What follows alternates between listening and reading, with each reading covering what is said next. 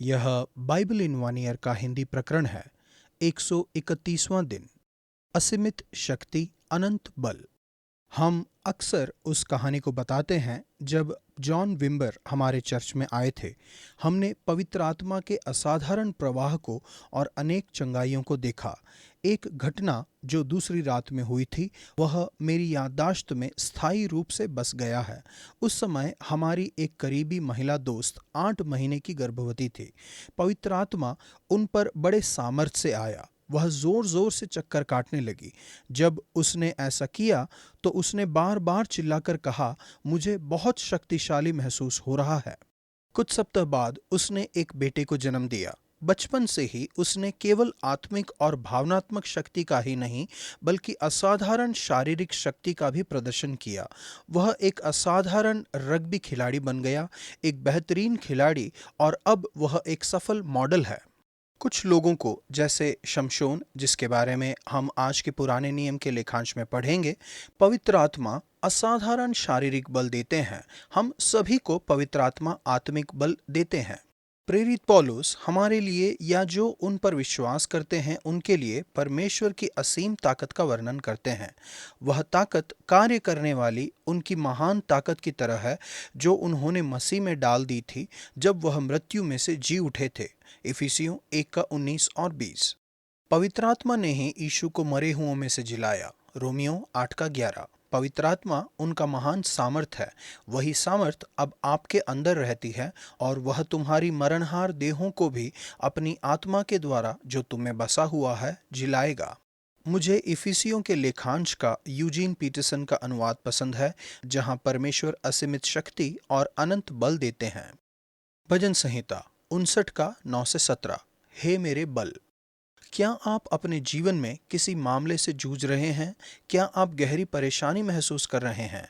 दाऊद की तरह, जो कि बहुत ज्यादा परेशानी में था, आज परमेश्वर को पुकारें। हे मेरे बल, मुझे तेरी ही आस होगी, क्योंकि परमेश्वर मेरा ऊंचा गढ़ है। मेरे प्यारे परमेश्वर। इस भजन का अंत विजय में होता है, परंतु मैं तेरी सामर्थ का यश गाऊंगा और भोर को तेरी करुणा का जय जयकार करूंगा, क्योंकि तू मेरा ऊंचा गढ़ है और संकट के समय मेरा शरण स्थान ठहरा है। हे मेरे बल, मैं तेरा भजन गाऊंगा, क्योंकि हे परमेश्वर, तू मेरा ऊंचा गढ़ और मेरा करुणामय परमेश्वर है। प्रभु, मैं आपको धन्यवाद देता हूँ कि आप मेरा बल हैं। मेरे प्यारे परमेश्वर, कृपया मुझे आपकी असीमित शक्ति और अनंत बल दीजिए। नया नियम यूहन्ना 6:60 से 7:13 तक। एक कठिन बुलाहट। क्या आपने कभी पाया है कि जीने के लिए यीशु की शिक्षा काफी कठिन है? क्या आपको कभी कभी मसीही होना कठिन लगता है? उदाहरण के लिए काम की जगह में। क्या आपने पाया है कि लोग कभी कभी आपको बिना किसी कारण के पसंद नहीं करते? क्या आपने कभी महसूस किया है कि यीशु के पीछे न चलें? यदि आप आसान जीवन चाहते हैं तो मैं यीशु के पीछे चलने की राय नहीं दूंगा। फिर यह आसान नहीं होगा। अब यह आसान नहीं है। एलिस कपूर रॉक गायक ने कहा है, बियर पीना आसान है, होटल में मौज मस्ती करना आसान है, लेकिन मसीही बनना एक कठिन बुलाहट है। यह सच में विद्रोही है। यीशु के पीछे चलना कठिन है, फिर भी अपनी परिपूर्णता में यह जीवन का तरीका है। यीशु समझाते हैं, जीवन की परिपूर्णता पवित्र आत्मा से आती है। यीशु की शिक्षा आसान नहीं है, इसलिए उसके चेलों में से बहुतों ने यह सुनकर कहा कि यह बात नागवारा है, इसे कौन सुन सकता है। वास्तव में यीशु की कुछ शिक्षा इतनी कठिन थी कि उसके चेलों में से बहुतेरे उल्टे फिर गए और उसके बाद उसके साथ न चले। अध्याय की शुरुआत में कई लोग यीशु के पीछे हो लिए, लेकिन अंत में कई लोग पलट गए और उनके साथ न चले। यह इतना कठिन नहीं था कि यह सुनने वालों को यीशु की शिक्षा समझ न आए, लेकिन उन्हें इसकी विषय सामग्री पसंद नहीं आई। वास्तव में उन्होंने उनकी शिक्षा को अप्रिय जाना। ऐसा प्रतीत होता है कि वे लोग विशेष रूप से अपने जीवन पर यीशु के बड़े दावे को लेकर अप्रसन्न हुए। उन्होंने कहा था कि वह जीवन की रोटी है। यीशु ने उन लोगों को उनसे कहा, जो उन पर विश्वास करेगा वह अनंत जीवन पाएगा। यह शिक्षा केवल कठिन ही नहीं बल्कि अप्रिय भी थी। यीशु कहते हैं, संसार मुझसे बैर करता है क्योंकि मैं उसके विरोध में यह गवाही देता हूँ कि उसके काम बुरे हैं। उन पर दोष लगाया गया था कि वह लोगों को भरमाते हैं।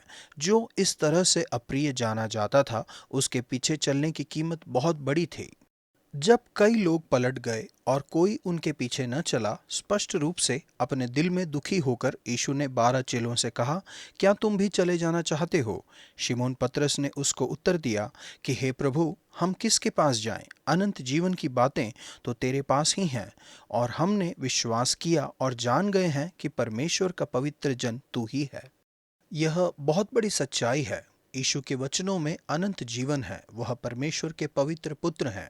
केवल उनके द्वारा ही परमेश्वर तक पहुंचा जा सकता है। इस लेखांश में हम पूर्ण त्रिएकत्व को देखते हैं। पतरस जान जाते हैं कि यीशु परमेश्वर के पुत्र हैं। यीशु अनोखे हैं। वह परमेश्वर की पवित्रता को धारण किए हुए हैं। वह देवीय हैं। वह पिता के बारे में बताते हैं। वह पवित्र आत्मा के बारे में भी बताते हैं।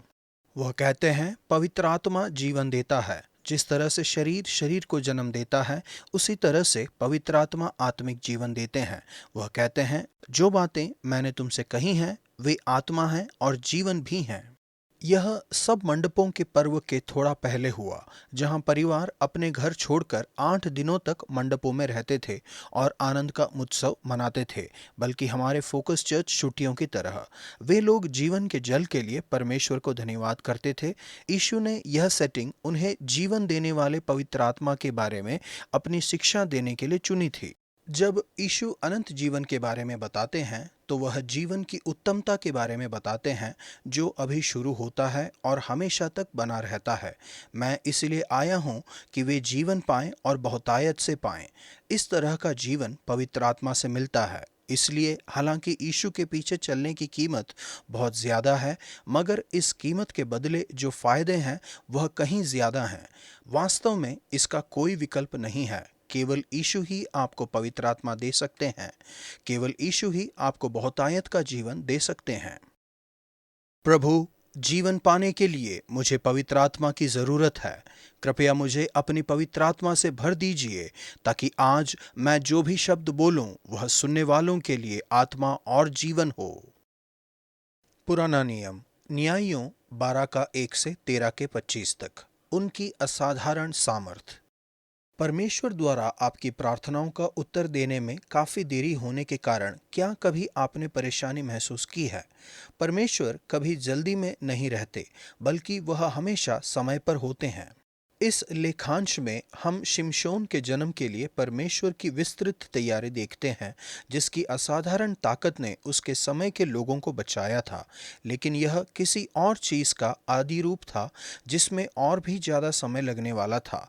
सैकड़ों साल बाद बपतिस्मा देने वाले यूहन्ना का जन्म जगत के उद्धारकर्ता के लिए मार्ग तैयार करने के लिए हुआ था, जो कई तरफ से शिमशोन के समान था।